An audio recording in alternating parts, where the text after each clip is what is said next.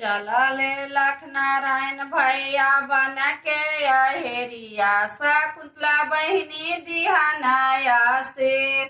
चला लन अंजन भैया बन के अहेरिया शकुंतला बहिनी दिहानाया से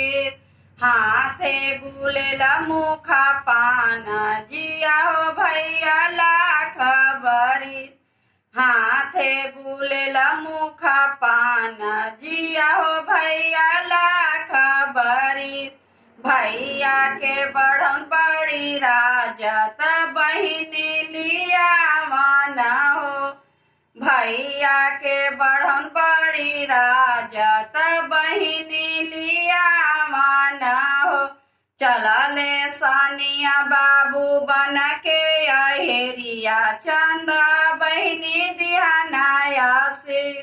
हाथे गुलेला मुखा पाना जिया हो भैया लाख बरी हाथे गुलेला मुखा पाना जिया हो भैया लाख बरी भैया के बढ़न बड़ी राजत बहिनी लिया मन आई है हो भैया के बढ़न बड़ी राजत बहिनी लिया माना हो चललन अंजन भैया बन के अहेरिया अंजन बहिनी दिहानाया से हाथे गुलेला मुखा पाना जिया हो भैया लाख